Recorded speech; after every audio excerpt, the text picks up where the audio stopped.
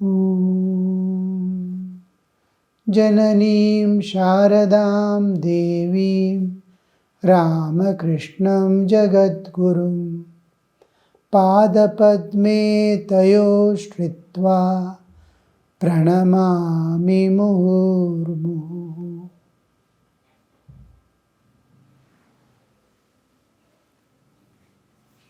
We saw in the last class about Sri Ramakrishna asking a devotee, he is asking a devotee, do you ever have dreams? We are discussing on these dreams. One we saw, the main dream that we get in our day-to-day life is one because of the rough recording the mind does, and then fixation of the memory is done during night sleep. Minimum we will have about 16 dreams a day. Every night when we sleep, the last one will be usually remembered. The other things we will forget. So, because again re-recording is not there. What happens during those night dreams, we do not know. But whole thing, what it has seen and gone through, and anything associated with it from the memories is taken out and projected by the mind, manas. And buddhi analyzes each of the scene, and what is unreal is left out, because mind has the nature of a child. Whatever it finds in memory, it tries to take out and throw. And buddhi understands everything. Intellect understands. It neglects all those things. Essence alone. It makes pigeonhole keeping and fixation of memory. For this purpose, the sleep is necessary. Suppose we don't get indulged in the world as it is, we are leaving things as it is and going away.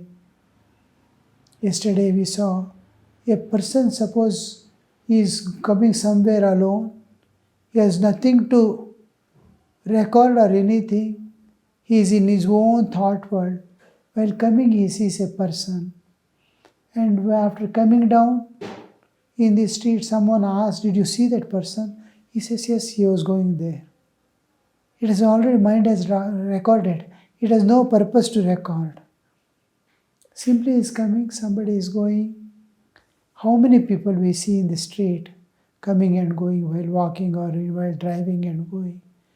But any person, I have nothing to record, but still it has already recorded a very bit. Every scene is recorded. Sometimes it jumbles up. Like one research paper was there long back. A German scientist is making research on dreams, and he has fixed all directions the cameras in his vehicle, and he is slowly going in a street. The whole day, wherever he goes, whatever he does, whatever he eats, sitting in a house or here, there, everything is recorded on all sides. And then night, when he goes to sleep, morning he was asked, what did you see in the dream? So, he has seen in dream an elephant smoking. And elephant is coming and taking a cigarette, and with its small trunk, it is lighting somewhere on a fire, and then it is smoking. And how did it happen? That then, because elephant he has never thought of, smoking he has not thought of. His profession is different, his work is different, his life is different, but he is just going in a vehicle, Then whole thing was analyzed. While going, he has seen one circus advertisement in which the elephant is standing on a ball. And going ahead, another place, another advertisement is there of cigarette. A man is showing one cigarette, another is holding and smoking. And mind has jumbled all this and projected elephant smoking. So this mind can, but buddhi understands. It is all play going on. It is nothing to be fixed. Memory need not be fixed. So something. Now today we went to Sitaram Master's place. It is to be recorded. What happened? What did he say about things and all? It will be recorded. And important things are recorded on now birthday, marriage day, somebody passing away. These things and all are associated with our life. The whole life is centered around it. And these things, fixations are done in the important thing. Now, tomorrow, a week after, I have to go back. I am in Bangalore now. I have to go back to ashram. It is an important thing. I have to be there in the place from where we are parting, the bus or train or anything. And then we see it's an important thing, important time date. The moment I sit in the vehicle, it is over. It is to be erased. Next moment is erased. Important but temporary important. It is placed in a certain place. A permanent recording of important things are done in a different way. So all this happens during the night dream. Sleep is required only for the sake of, exclusively for the sake of emptying the recordings in the mind. And after that, mind is fresh. All recordings have been deleted. Next day it is ready for re-recording. So for this purpose, we need, if you are not involved in the world, just casually you are moving about without caring for anything, just what is your duty you are doing nicely and offering it to the God and walking through, then you don't need much to do anything. You need very little sleep. The moment you go and sleep, you sleep, and within 2-3 hours you are again awake, because recording was very little in the, you are leaving everything there and then and going ahead. So it was mind who had not got recorded many of the things, though he has passed through all this. He has given something to someone, he has explained some problem to someone. He is a teacher, suppose, he has taught in the classroom. He has not recorded anything. So the whole thing is, mind is calm and clear, passing through, no recordings. Whatever was to be recorded has been recorded. And then the sadhaka is most involved in thought of God. How not to forget God, how to. So these a type of protocol life centered in spiritual world. It is not in the world. He has no tensions or this one, only longing. How will I transcend the nature and go beyond? How will I enter into the transcendental realm? How will I experience God? These things will be his attention, whole thing. This is done not with the mind. Spiritual life is led by the buddhi. So when buddhi itself is recording, it is going for direct recording. It need not temporary record and relay in the dream, and then fixation is not necessary. I am consciously doing everything with the intellect, not with the mind. When we are in the world, with so many things. As the things come, I am attending and going, problems are increasing, everything is happening, and mind is recording everything. When I am going by definite steps like in sadhana, and consciously I am offering everything to the God, then buddhi is doing, oh, this is passing events of life. I have to do my duty, that's all. It's passing events. It doesn't need anything to be recorded and it just direct. It is just getting immediately erased. I have done this, over. What is to be done, what is its food, what are its reactions, this is I am not bothered. I have to offer, I have to do my duties and it goes there. It is not recorded. Anything, I saw some light within. I could experience an unknown joy today in meditation. These are all directly recorded because buddhi is working. So in the dream, what happens is exclusively what we have recorded during our day-to-day life, and at night when we are asleep, the mind is becoming cleared, erased of all the contents, and then memory fixing is going on. Suppose if it is zero, then you don't need sleep at all. If you are sitting somewhere calmly, body is taking full rest. A little rest may be necessary for adjustment of the energy levels at all levels, from the innermost core, heart and mind, intellect, to the outermost core of the body, pranas, energy behind every level, the energy level, pranas, then my senses, mind, intellect and heart, all these layers. The pranas are to be readjusted. The digestion is going on, heartbeat is going on, all these are, even when you are asleep, it has to go on. It's a separate line working, and hands, feet, senses, intellect, mind, all these are working. Is when you are asleep, all these are not working. First, body becomes silent. But inside the body, blood circulation is going on, digestion is going on. All these things, brain is still working for some time.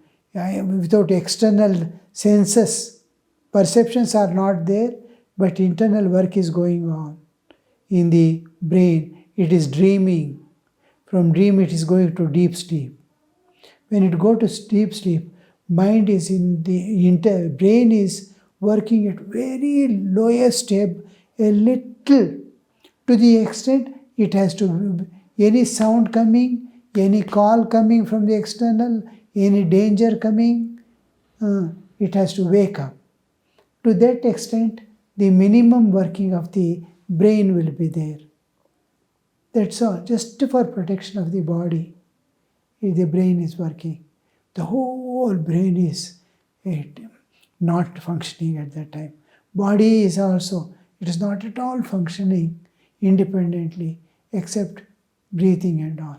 But suppose a mosquito sits and biting, he will do like this already.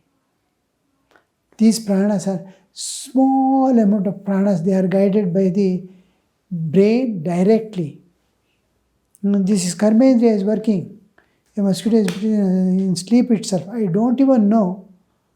It's as a reflex, direct.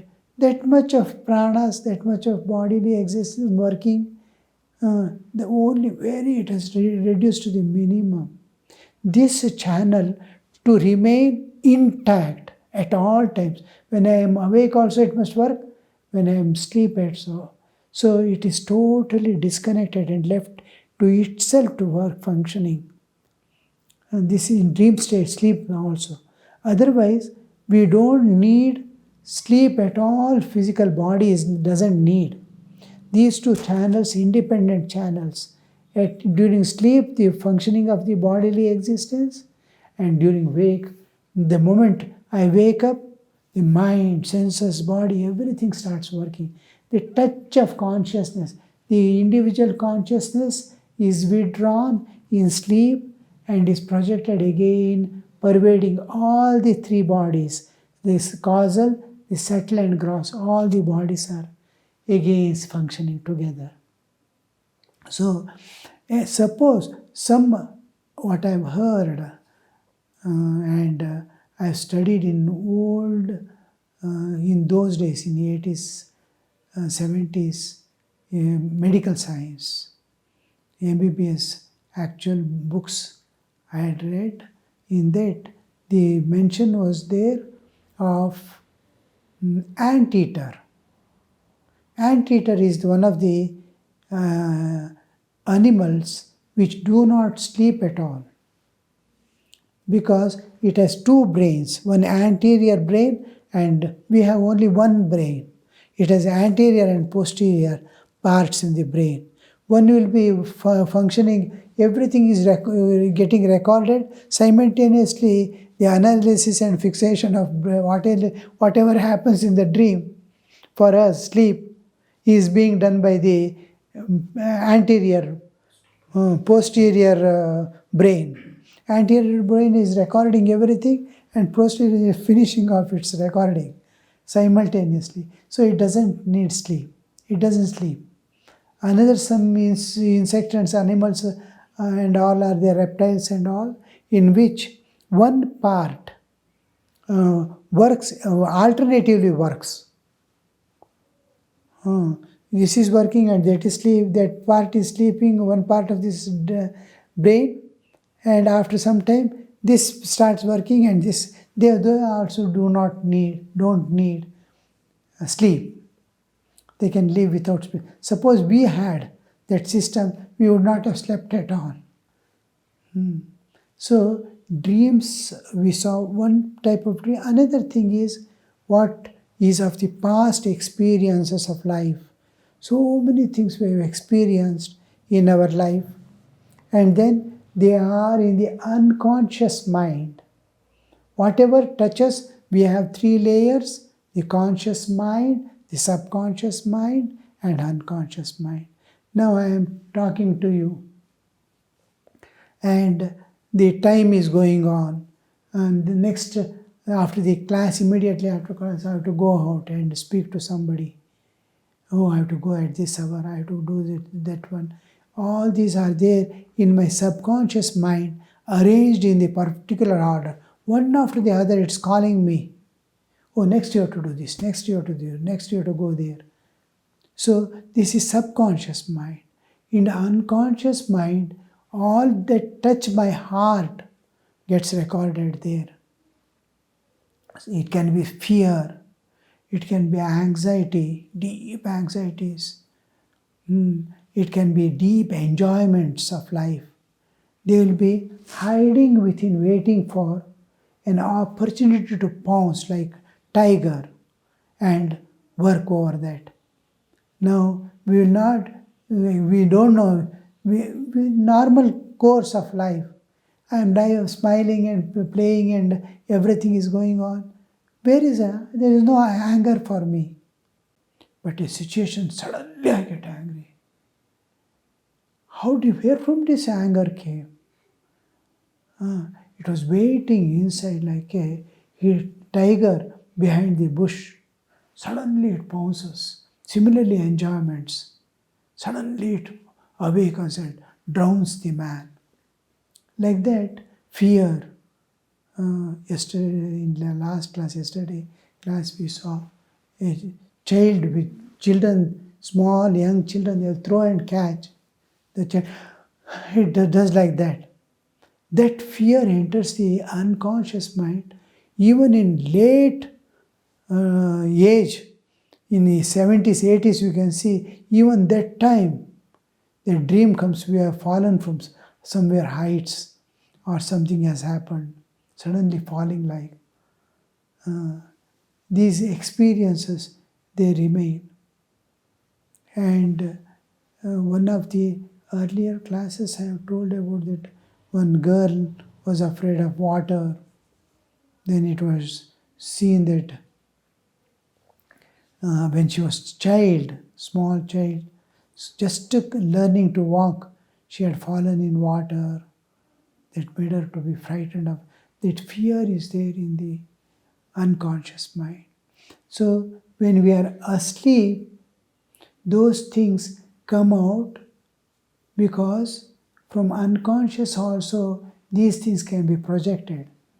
Because subconscious mind, I have to do this, I have to do that, all in waiting in queue in my unconscious, that my unconscious mind itself dissolves in my sleep. Unconscious mind is covering my subconscious mind, and subconscious mind is covering the unconscious mind. Always. Unconscious mind I am not able to see, because I am awake and engaged with so many things. The subconscious mind is giving me signals of the next. So it is covering the unconscious. That's why I can never see. Nobody can enter into unconscious mind. Even psychiatrists, psychologists, whatever they study and all, their own unconscious they won't be able to enter, let alone others. So it will be covered by the subconscious mind. In sleep, the subconscious mind, next to what I have to do, what I am doing now, slips off. It becomes dissolved. Then unconscious mind is open. From that certain things come, unusual things come in dreams. That is not the experience of the day that is being analyzed at night. This is projecting out from the unconscious mind. This is one type of dream. And then suppose external factors influencing your dreams. Usually senses do not perceive when you are asleep. Still, it's extremely cold. So you are sleeping, it was fine, weather was fine, and then slowly the temperature is falling down. And at midnight or so, everything is cold and you are shivering. And in dream, you might be in some Himalayan, some cave or somewhere. And you are experiencing that cold of the Himalayas, and you are something like that, or somebody has put you inside a refrigerator and closed. Some dream like that you may get. It is the cold you are experiencing your bodily is translated into dream, and in dream it is projecting. Or a fine song may be somebody is playing and you are overhearing it. At night usually nobody puts the songs and all that, but sometimes there will be functions like Ganesh Chaturthi and this and that, Durga Puja nights, and somebody will be playing loudly and you are sleeping, that you are overhearing it without your knowledge, and you are in dream you may be walking in a park with some people and some function is going on, that song is being sung there, orchestra and all is going on. You may get that dream. These are external things influencing your dream. So many factors, many ways that dreams can. Then there are forecasts. So what is going to happen in the future is already shown in dreams. That type of dreams also we experience. Now, for example, a person was there. He gets a dream that my child is going to meet an accident. He requests his son not to go to the college that day. And then son says, no, I have got exam today, I have to go. He says, please don't go, I am afraid today, I am finding something. I had a dream, bad dream, and I don't want you to. He says, no, I have to go. And the son goes and meets with an accident. And how did this forecast happen? In his own life, certain things. And he sees something happening in future, and it happens. And then these streams are, there is a Sakshi within us, a silent witness. Lives after lives, it is just witnessing in silence. It knows what all has happened in his life, lives after lives, what he has done, karmas, what his efforts, it will be only that Sakshi alone will be knowing. The inner witness is passing through many lives and it has witnessed all the things happening in the life. It can predict, it knows all the forces working. It can tell what is going to happen in future. For example, a height is there, one place is there, somebody is handling something, some atta or something, and some person has put a ladder and working over that, and a object is likely to fall. That person is handling something else, his handing is touching is somewhere else, is going to fall. It's going to fall, it will be going to fall, it will shout. By the time it falls, before it falls, how did you say it is going to fall? Because you know all the forces working there. He is seeing the hand, another hand touching something and making it fall. That person is not aware. He is not able to see. I am not able to see. This personality, this life, this body is not able to know what is going to happen because there is a huge past behind. And the witness knows all these things that has happened. It can predict what is going to happen in the future. But very rarely these things happen because the witness is always a witness, it is a silent witness. But sometimes it releases. In dream times, it is able to understand. It is contemplating in itself and is reflecting in our dream. The witness is. So, the witness, when it is in tune with nature, can predict. When it is in tune with divine, the witness within me, when it is in tune with the divine, it doesn't speak. When sometimes it becomes in tune with the nature, then it speaks out. Very rarely it happens. Because it has no participation as it is. But sometimes it can predict. Similarly, we have some other dreams which are spiritual dreams. Spiritual dreams are entirely different. They are not related to the physical world at all. It comes from the transcendental realm. They also come into the dream. The transcendental is manifesting through the now I am seriously doing my sadhana. I am not caring for my body. I am not caring for any prospects of the world. What people will think, how I have to behave. All these are put aside. Oh, I have to transcend the nature and go beyond. I have to realize God. I have to realize God. One thing has possessed him and he is working for that. When he is working for that, there is the nature and God which are participating in my existence. I have three layers. My bodily existence, Jiva Tattva. I have the Prakriti Tattva, the part of the nature, and the divine, Shiva Tattva. These three are always together. I need to function, act. There must be nature. I have forces. The forces to work out, nature must be there.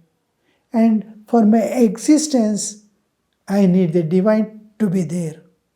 Any one entity, the only one, when it splits itself, three components come into existence. One is the positive entity, one is negative entity, one is neutral entity.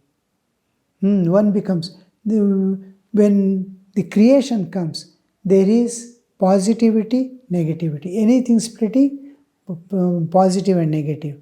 Two. When they join together, it becomes again one, positive and negative. Where there is dharma, there is adharma. Where there is good, there is bad. All these are dualities. This world is a world of duality. That's why we see sukha, dukkha, jnana, ajnana. All our opposites are there in this. This is a world of duality. And the duality is maintained by the presence of the divine, without which it cannot be there. The duality also cannot be there. The substratum in which it is projecting itself is the common factor that is maintaining it. The divine which is pervading it, in divine it becomes one.